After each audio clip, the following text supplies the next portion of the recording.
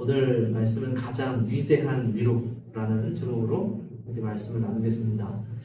우리가 욥기를 계속해서 이야기를 하고 있는데 욥의 우리가 지난주 말씀 여러분 기억하실 거예요. 욥이 원했던 건 다른 것 아니었어요. 그죠? 하나님이 나타나 주셨으면 정말 이 나를 고발하는 수많은 세상과 이제 악한 영들이었겠죠. 또한 이제 육체로는 새 친구가 욥 앞에서 이제 고발하고 있는데 나의 모든 억울함은 오직 하나님만이 해결해 주실 수 있다라는 그런 믿음을 욥은 가지고 있었죠. 그런데 오늘 우리가 읽은 말씀을 보면 드디어 하나님이 등장을 하시긴 했어요. 하나님이 드디어 나타나시긴 나타나셨어요. 그런데 하나님의 입에서 선포되어지는 말은 크고 두렵고 무서운 말이었어요. 무지한 말로 이치를 흐리게 하는 자가 누구냐? 생각을 어둡게 하는 자가 누구냐? 너는 욥이겠죠. 하나님께서 대장부처럼 허리를 묶고 내가 네게 묻는 것을 대답할지니라 라고 무시무시하게 등장하셨단 말이에요. 욥에게 이게 과연 위로가 됐을까라는 의문이 생기지 않습니까?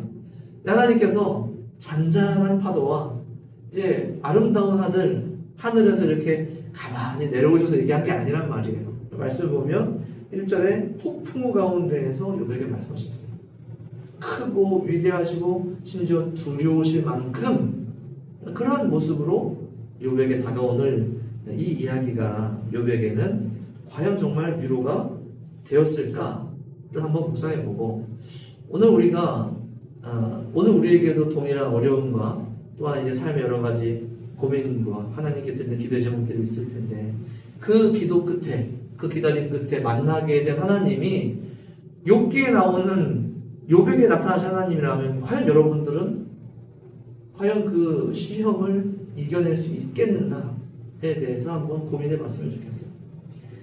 여러 가지 논의와 궁금증들이 있지만 오늘 우리가 이 이야기를 시작하기 앞서 가장 먼저 우리가 점검해야 될 것은 욥의 기도가 응답이 되었는가 되지 않았는가를 우리가 먼저 생각해 봐야죠. 욥이 위로받았는가 위로받지 않았는가 보다 먼저 욥의 기도가 응답을 받았는가 안 받았는가를 말이죠. 여러분 어떻게 생각하십니까? 욥의 기도는 응답을 받은 겁니까? 받지 못한 겁니까? 분명한 것은 욥의 기도는 응답을 받았다고 하는 거예요. 욥에게는 많은 질문이 있었어요. 욥기 전체의 주제이기도 하죠. 왜 이 땅에 이러한 고통이 있는가? 의인이 왜 고난을 받아야 되는가? 때로는 의인은 고통당하고 왜 악인은 형통한가? 뭐 여러 가지 인간의 지혜와 생각으로는 다 헤아릴 수 없는 그런 어려운 질문들이 욥기의 새 친구들도 하고 있고 욥도 하고 있어요. 동일하게 똑같이 하고 있습니다. 그러나 이 모든 질문에 하나님이 대답해 주시진 않으셨어요. 이러한 모든 질문에 대답해 주진 않으셨지만 단 한 가지는 확실하게 들어주셨어요. 욥이 계속해서 부르셨던 거. 주님 어디 계십니까? 하나님 어디 계십니까? 지금 듣고 계십니까? 듣고 계시다면 내게 말을 좀 해주십시오. 그 음성을 좀 들려주십시오. 나와 동행하셨던 하나님이 어디 계십니까? 나를 지키셨던 하나님이 어디 계셨습니까? 나의 형통한 날에 나와 함께 거닐고 나에게 위로해 주셨고 나를 지키셨던 그 하나님이 지금은 어디 계십니까? 그래서 우리가 지난주에 그 욥이 마지막 그 변론에서 그렇게까지 얘기하잖아요. 하나님 이 변증하는 나의 고발 누구든지 나를 고발할 수 있는 사람은 고발하는 문서를 가져와라. 내가 그것을 자랑하고 그 사람을 내가 귀히 대접하면서 내가 그를 가까이 두겠다라고 얘기하면서 그 문서를 가지고 하나님을 부르잖아요. 하나님 어디 계십니까? 나와 와서 변론합시다. 그러니까 좀 과격한 말이지만 계속 말씀드렸죠. 하나님을 만나고 싶다는 거예요. 하나님이 나타나셔야 된다는 것이죠. 근데 거기에다가 그러한 욥의 주장에 새 친구들은 계속 어떻게 얘기했냐면 한 사람은 너 그거 굉장히 하나님 앞에서 무례한 발언이다. 왜 하나님처럼 의롭고 대단하시고 엄청나신 분께서 너 같은 죄인의 말을 들어야 되냐? 너 같은 죄인의 요청을 들으셔야 되냐? 그럴 것이 아니라 네가 먼저 회개하고 너의 숨겨놓은 죄를 먼저 하나님께 회개해라. 그 다음에 하나님이 너의 죄를 사하여 주시든 너의 기도에 들어주시든 그건 하나님께서 은혜를 베푸실 일이지 네가 하나님 앞에 오셔라 말해달라 나와 변론해달라 너 그렇게 얘기하면 그것조차도 굉장히 하나님 앞에 무례한 거다라고 새 친구들 얘기했어요. 또한 어떤 친구는 이렇게 얘기했어요. 하나님께서는 전능하시고 또한 이 세상을 완벽하게 지으시고 지금도 하나님은 은밀히 모든 생명체를 주관하시고 다스리시고 먹이시고 입히시고 하루가 지나고 하루가 오게 하시는 분이시기 때문에 너의 그 요청이 아니라 너의 요청이 하나님이 이 땅에 내려오시는 것은 굉장히 부당한 일이고 말이 안 되는 일이다. 그건 자연의 법칙, 하나님께서 스스로 세우신 완전한 이 자연의 법칙에 어긋나는 일이다 라고도 얘기를 해요.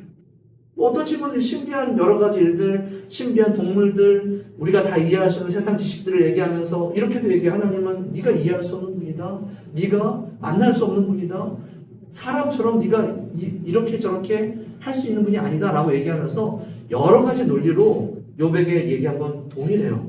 하나님을 네가 지금 오시라고 하고 만나고 싶다고 얘기하는데 지금 그거 얘기할 때가 아니야. 그거 하나님 들어줄 때가 아니야.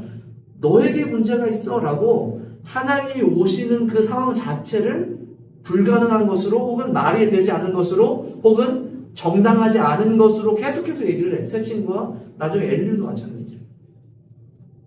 분명한 건 하나님이 그 모든 의견, 이견에도 불구하고 욥 앞에 나타나셨다는 겁니다. 그러니 욥은 기도의 응답을 받은 것이죠. 그러니 우리는 지금도 기도할 수 있는 거예요. 우리가 아까 찬양했지만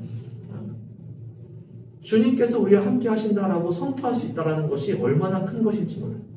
주님께서 내 기도를 들어주신다라고 확신할 수 있다는 것 자체가 얼마나 대단한 일인지 몰라요.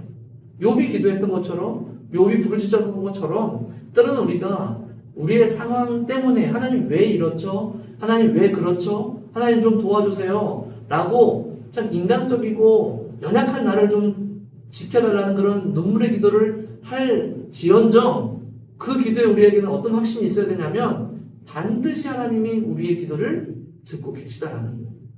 반드시 하나님께서 내 기도에 응답하신다라는 거예요. 그리고 하나님이 반드시 나를 만나주신다는 확신. 그런 확신이 있다면 우리의 삶에 또다시 어떠한 어려움이 있어서 똑같이 쓰러지고 똑같이 부끄러운 모습으로 하나님 앞에 엎드릴지언정 기도를 멈추진 않겠죠.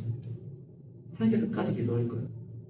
때로는 욥처럼 경계를 넘나들며 아슬아슬하게 하나님 앞에 때로는 무례하게 혹은 어리석게 오늘 말씀처럼 무지한 말로 생각을 어둡게 하는 말을 할지언정 그러한 사람은 반드시 하나님을 만날 수 있다라는 사실을 기억하시기 바라요. 그래서 아까 우리가 찬양하면서도 기도했지만 우리에게 그런 마음이 있었으면 좋겠어요. 물론 나에게도 언제든 하나님 만나주세요. 하나님 듣고 계시죠? 하나님 분명히 응답해 주실 거예요. 믿어요라는 그러한 마음으로 기도하는 것이 당연하겠지만 더 나아가서는 만약 여러분들 곁에 누군가 하나님이 어디 계시는지 애통하고 눈물을 흘리며 하나님께 부르짖고 있는 사람이 있다면 여러분들을 위로해 줄 수 있는 그런 믿음이 있다면 그런 확신이 있다면 새 친구들처럼 네 기도 좀 너무 잘못된 것 같아. 네가 아무리 힘들어도 하나님께 그렇게 기도할 수 없는 거야 라고 얘기하는 게 아니라 같이 기도하며 반드시 우리의 기도에 너의 아픔에 너의 기도에 응답해 주신 하나님 우리가 기다리자 믿자 라고 위로해 주시는 것이죠. 또 믿지 않는 사람들도 마찬가지입니다. 믿지 않는 사람들이 지금 잘 살고 있던 잘 살고 있지 못하던 혹은 그들이 우리와 똑같이 고난과 시험 가운데 있든지 간에 참 그들에게 우리가 자신있게 선포했으면 좋겠어요. 어려운 일이 있을 때 혹은 그 누군가와 만나서 이야기를 나눌 때 하나님께 기도해 보십시오. 하나님을 불러보십시오. 당신이 평생 하나님을 알지 못하고 심지어 말씀도 알지 못하고 교회를 한 번도 나가지 못했을지라도 당신이 하나님의 이름을 부르면 하나님은 반드시 당신을 만나주실 것입니다 라는 그런 얘기를 우리가 했으면 좋겠어요.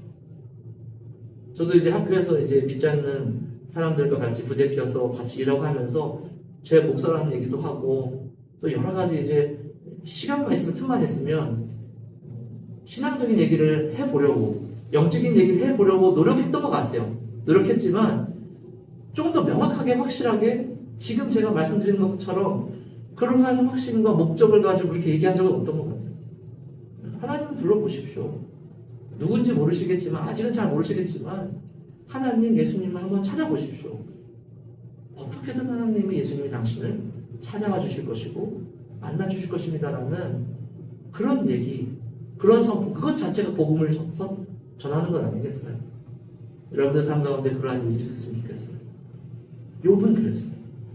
욥은 자기 스스로에게도 그렇게 선포했고 믿지 않았던 새 친구들에게도 그렇게 선포했다는 것이죠. 그리고 결국 하나님은 그에게 나타나셨다라는 겁니다. 그 문제는 이것이에요.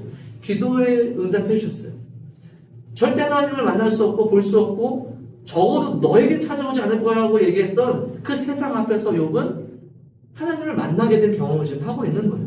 그런데 우리가 읽은 것처럼 하나님이 나타나셔서 그에게 했던 말은 위험 있는 말씀이었고 욥을 질책하는 말씀이었어요. 욥의 잘못을 드러내는 말씀이었어요. 물론 나중에 욥에게 새 친구들과 욥을 데려다 놓고 나중에 마지막에 이제 우리가 지난주에 얘기한 것처럼 욥의 말이 더 옳다라고 욥을 위로해 주시고 높여 주시지만 적어도 지금 욥을 처음 만나는 이 순간만큼은 하나님이 욥을 책망하신단 말이에요. 그리고 그 뒤에 38장과 39장, 이제 40장, 41장 그 뒤쪽으로 쭉 계속해서 어떤 이야기들이 등장하냐면 하나님께서 계속 이렇게 얘기해요. 내가 이 우주를 창조했다. 이 우주를 창조할 때 내가 어떻게 창조하고 어떤 기준으로 창조하고 또 무엇을 두었고 무엇을 불렀고 굉장히 자세하게, 물론 이제 여러 가지 비유가 신비롭게 말씀하시긴 하지만 굉장히 자세하게 길게 내가 이 땅을 창조했다. 창조주의 어떤 위험을 얘기하고 그 다음에 새 친구들이 잠깐 얘기했던 걸 얘기하세요. 내가 이 땅에 모든 동물들과 식물들과 산과 바다와 그 모든 것들을 먹이고 입히고 심지어 빛과 어둠조차 다스리며 통치하는 그런 완전 무결한 하나님께서 세우신 위대한 이 자연의 법칙에 대해서 하나님이 또 얘기를 하세요. 그 다음에 마지막에는 신비한 동물들을 얘기해요. 힘 있는 동물, 두려운 동물, 거대하고 무시무시한 동물, 이제 리워야단이라는 동물이 등장하고 그 다음에 베헤모스라는 동물이 등장을 해요. 근데 이런 동물들, 인간의 힘으로 어떻게 할 수 없는 이런 무시무시한 동물들조차도 나에게는 애완동물과 다르지 않다라는 그런 이야기들을 쭉 하세요. 그게 전부예요. 욥에게 나타나신 하나님의 말씀이 이런 내용들이 전부라는 거예요. 그러니까 이게 좀 이상하지 않나요? 도대체 하나님이 왜 이렇게 얘기하셨을까? 만약에 욥을 가르치시고 싶으셨으면 욥을 질책하시고 욥의 이야기들 조목조목 이게 왜 잘못됐는지, 이 부분은 그래도 어느 정도 맞는지 뭐 이런 것들을 설명해 주실 수 있잖아요. 혹은 새 친구들을 데려다 놓고 너희들의 말이 이것은 잘 되었지만 이것은 정말 안 됐다, 이건 정말 형편없다, 뭐 이런 식으로 얘기하실 수도 있잖아요. 그런 것 하지 않고 하나님이 마치 이런 거예요. 자신이 얼마나 위대한지, 하나님이 만드신 이 자연이 얼마나 완전하고 완벽한지, 또 이 땅에 있는 그 무시한 동물들을 하나님이 어떻게 무릎 꿇리는지, 그 하나님의 위대함에 대해서 계속 얘기하고 있단 말이에요. 그게 좀 이상하죠. 이해가 좀 안 돼요. 이 얘기를 듣고 욥이 위로를 받을 수 있을까? 욥의 그 끔찍한 고통, 욥에게 해결되지 않았던 그 수많은 문제들, 궁금증들, 이 세상은 왜 그런지, 하나님이 왜 그러셨는지에 대한 그 모든 의문들이 하나님이 말씀하신 이것을 통하여서 과연 해결될 수 있느냐라는 거예요. 해결될 수 있겠어요? 근데 욥은 해결했다라는 거예요. 왜냐면 우리가 뭘 보면 알 수 있냐면 욥이 하나님의 말씀을 듣고 중간중간 하나님 앞에 회개를 합니다. 이제 40장에 보면 첫 번째 회개가 등장해요. 40장 1절을 보면 여호와께서 욥에게 일러 말씀하시되 트지지 않는 자가 젖는 자와 다투겠느냐, 하나님이 탓하는 자가 대답할지니라 라고 이제 38장 1절부터 3절이랑 똑같은 얘기를 하세요. 이제 욥이 이렇게 대답합니다. 보소서 나는 비천하오니 무엇이라 주께 대답하리까? 자신의 낮음을 인정했어요. 손으로 내 입을 가릴 뿐 나는 하나님 앞에 어떤 말도 할 수 없습니다 라고 회개를 합니다. 자, 그 다음에 42장을 보면 마지막 이제 하나님 말씀이 다 끝났어요. 여기 뭐라고 얘기하냐면 42장 2절에 주께서는 못하실 일이 없사오며 무슨 계획이든지 못 이루실 것이 없는 줄 아오니 무지한 말로 이치를 간 자가 저였습니다. 나는 깨닫지도 못하고 못한 일을 말하였고 스스로 알 수도 없고 헤아리기도 어려운 일을 말하였습니다. 라고 회개합니다. 이제 6절 이렇게 얘기하죠. 그러므로 내가 스스로 거두어드리고 스스로를 미워한다는 뜻이에요. 원어로 보면 내가 내 스스로를 미워합니다. 내가 왜 그랬지? 내가 왜 그랬을까? 스스로를 미워하며 티끌과 제 가운데에서 회개하겠습니다. 라고 얘기를 해요. 이것은 해결을 넘어서 욥이 가지고 있었던 그 모든 고통과 어려움에 대한 해결을 넘어서 하나님 앞에서 자신의 존재를 더욱더 명확하게 깨닫게 되고 심지어 하나님 앞에 그래요. 그럼 제가 좀 이해가 됩니다. 하나님 왜 그러셨는지 이해가 됩니다를 넘어서서 제가 진짜 제가 잘못했군요. 그렇게 힘든 길을 걸어온 그 모든 시간들을 불구하고 욥은 오히려 완벽한 해결을 넘어서서 회개까지 하는 단계에 지금 있다는 거예요. 어떻게 그럴 수 있는가 좀 이상하지 않습니까? 어떻게 이럴 수 있을까? 제가 어렸을 때 그런 경험이 있어요. 이제 제가 한 4학년, 5학년쯤 됐을 거고, 이제 제 동생이 이제 3학년쯤 됐겠죠. 둘이 자전거 타는 걸 좋아했어요. 동네를 한 바퀴 쭉 자전거를 타고 돌아왔는데, 저희 동네 골목, 저희도 주택 골목이었어요. 개인주택 골목. 옛날 그 드라마에 이제 나온 골목처럼. 근데 거기 이제 동네 친구들 다 모여있는데, 중학생 되는 형이 한 명이 있었어요. 근데 이제 자전거를 타고 오는 저와 제 동생을 보고서는 멈춰세요 이렇게 하는 거예요. 네 동생이 자전거를 훔쳤다. 우리 자전거를. 분명히 저는 알고 있거든요. 우리 자전거를 알고 있는데 동네 친구들을 선동해서 막 이제 거짓말을 해가지고 이제 그렇게 하고 자전거를 훔쳤다고 막 이렇게 몰아가는 거예요. 갑자기. 너무 황당하잖아요. 제가 어떻게 했을까요? 제 동생을 지키기 위해 멱살을 잡았죠. 제가 그때 이제 대화로 할 수 있는 데가 아니었기 때문에 4학년, 5학년 되는 이제 어린 마음에 너무 억울하고 분노가 일어서 중학생 되는 형 컸어요. 막 멱살을 잡고 이제 싸웠단 말이에요. 제가 이겼을까요? 졌을까요? 이겼어요. 저를 물로 보고 이겼어요. 여러분 전문용어로 마운트라고 하죠. 제가 이제 딱 바닥에 눕혀서 마운트를 딱 뺏었는데 저 멀리서 누가 막 소리를 지르면서 막 달려오는 거예요. 그러니까 그 중학생 형의 엄마였어요. 엄마. 저한테 이제 동네 아줌마죠. 근데 그 아주머니가 되게 기골이 크신 분이었어요. 진짜 키도 크고 덩치도 크신데 막 소리를 지르면서 막 전력 질주를 해서 달려와서 손을 높이 들더니 풀스윙으로 제 귀를 탁 친 거예요. 그럼 그 영화 보면 마동석이 이제 이게 빵 따르고 사람 막 날아가잖아요. 그게 진짜 일어날 수 있는 일이었어요. 뺨을 탁 치니까 제가 막 저기 떼굴떼굴 굴러가가지고 그러니까 다 큰 어른 아주머니가 초등학교 5학년 아이를 자기 아들을 이제 때리고 있다는 이유 때문에 풀스윙으로 따귀를 날린 거예요. 저는 막 바닥을 막 굴러가지고 막 이러고 누워있고 그때 상황이 분위기 어떤지 여러분 상상이 되십니까? 그 광경을 보던 저도 또 심지어 그 아주머니의 아들이었던 중학생 형도 그 주변에 구경하고 있던 모든 초등학생 그 꼬맹이들이 다 너무 두려움과 떨림과 무서움에 얼어붙었어요. 입이 안 다물어졌어요. 그 앞에 서 계신 그 아주머니는 우리가 느끼기에는 성숙한 어른 혹은 이제 우리의 이웃이 아니라 한 마리의 괴물처럼 보이기 시작하는 거예요. 이분 그 이후로도 마찬가지예요. 그분만 보면 너무 무서워요. 그리고 뭔가 이제 존경할 그런 어른처럼 느껴지는 게 아니라 되게 이상하고 괴팍한 분으로 이제 인식이 되는 거예요.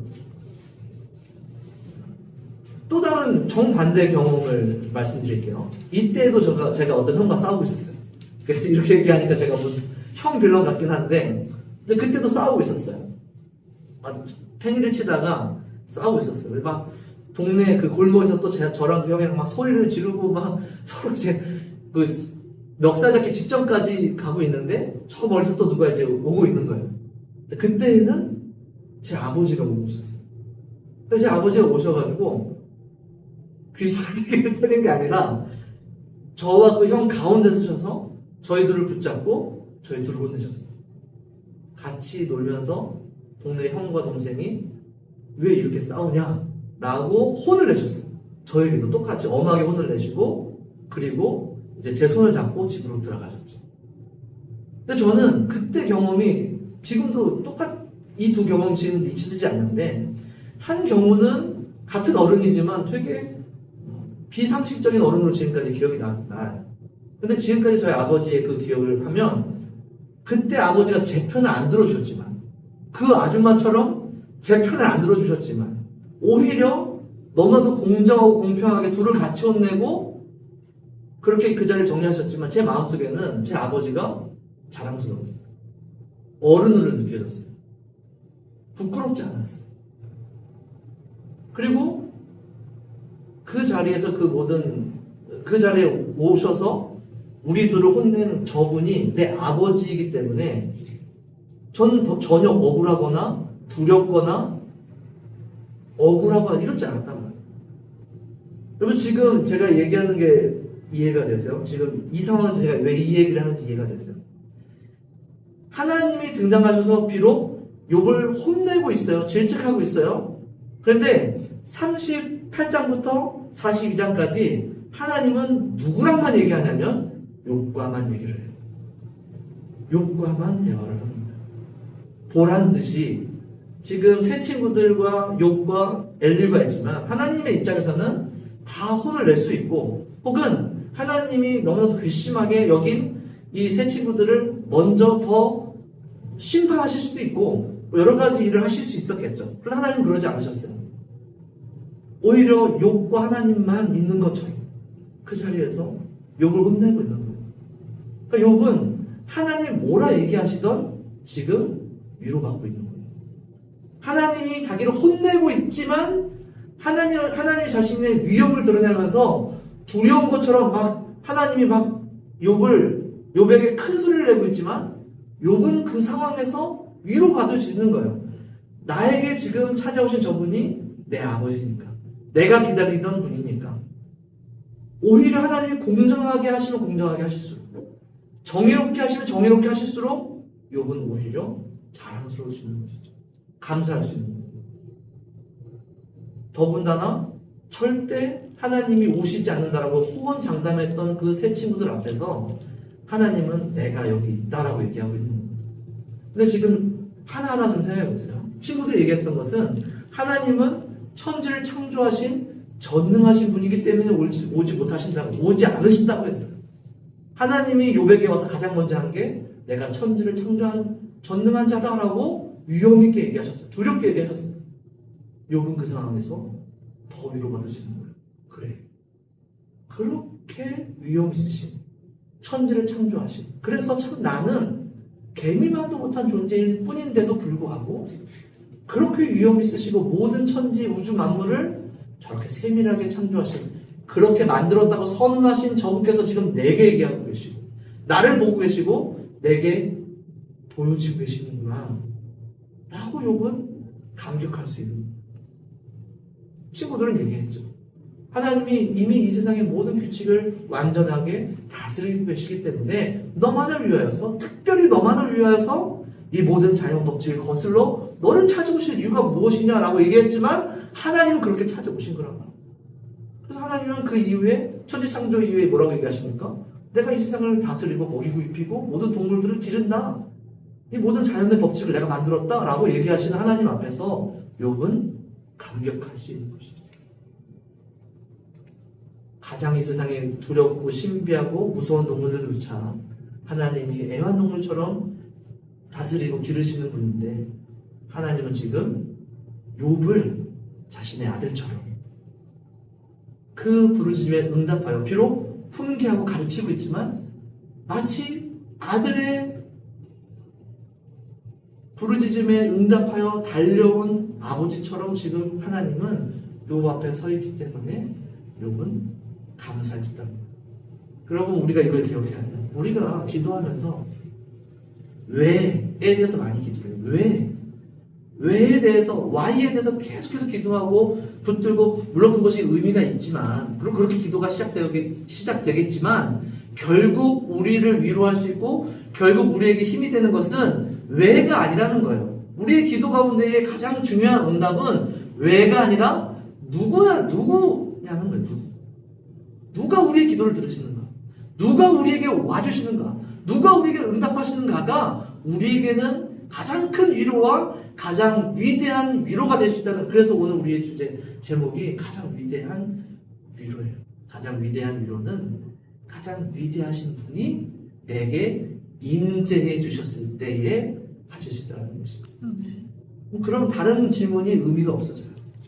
가장 위대하신 하나님이 내게 찾아와 주시고, 가장 위대하신 하나님이 나를 만나 주시고 내게 응답해 주시면, 그동안 우리가 가지고 있었던 왜라는 질문들은 다 그 빛을 잃어버리게 되어 있어요. 그럼 그 재미난 광경이 마태복음 16장, 마가복음 6장, 요한복음 6장에 등장해요. 이게 어떤 사건이냐면, 예수님이 갈릴리 바다를 걸어서 큰 폭풍 가운데, 풍랑 가운데에 멈춰져 있는 그 갈릴리 호수 한가운데에 앞으로 가지 못하고 뒤로도 가지 못해서 큰일 나버린 제자들에게 폭풍 속에 예수님 찾아온 그 사건, 여러분 그 얘기 잘 아시죠? 여러분 그때까지는 그들이 얼마나 불안했겠어요. 야, 우리는 다 어부인데 왜 이 갈릴리 바다 한가운데서 이런 상황에 처했을까? 예수님이 우리에게 먼저 가라고 하셨는데, 예수님이 먼저 기도하시다가 먼저 가라고 하셨거든요. 예수님의 말씀 따라 먼저 떠난 이 길인데 왜 우리는 이런 고난을 받게 되었을까?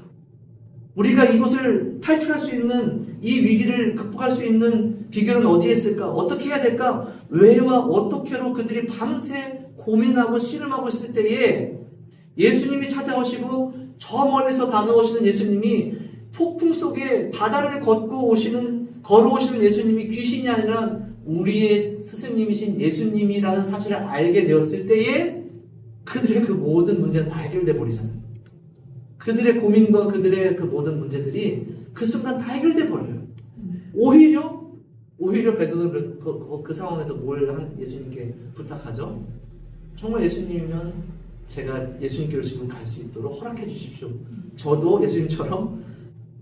지금 되게 재미난 요구 아닙니까? 이상한 요구 아니에요? 차라리 이성적으로는 예수님이시군요. 빨리 배에 오르시고 풍랑을 잠잠하게 해주시고 저희를 안전하게 좀 끝까지 갈 수 있도록 예수님 명령해 주세요 라는 게 이성적인 기도겠죠. 그런데 그렇게 된다는 거예요. 예수님이라는 사실을 알자마자 그들의 모든 문제는 제로가 되었을 뿐만 아니라 그들의 입술에는 이상한 요구와 이상한 기도들이 담겨진 그 현실을 뛰어넘는 걸 막 요구하기 시작하는 거잖아요. 우리의 기도가 그렇게 돼야 될 줄 믿습니다. 여러분의 삶에 그러한 일들이 넘쳐나기를 원해요. 재미난 삶 아니에요? 신나는 삶 아닙니까 그게? 세상 고민과 닥쳐오는 여러 가지 과제들과 당장 오늘 하루 해야 될 모든 어려운 고민들 속에서 파묻혀 있다가 우리 곁에 계신 분이 예수님이라는 사실을 알게 되면 그 모든 고민과 그 모든 위기가 다 사라져버리고 오히려 우리가 그동안은 상식적으로 구할 수 없던 것들을 막 기도하게 되어지고 요구하게 되어지고, 주님을 위해 살게 해주세요. 복음을 전하게 해주세요. 어렵고 힘든 자들 내가 위로하게 해주세요. 나도 힘든데. 말도 안 되는 기도를 하기 시작하는 거예요. 현실을 넘어서는 기도를 하기 시작하는 거예요. 예수님이시기 때문에, 내 기도를 들어주시는 분이 예수님이시기 때문에 그때부터는 제한 없는 기도를 하기 시작하는 거예요. 베드로처럼.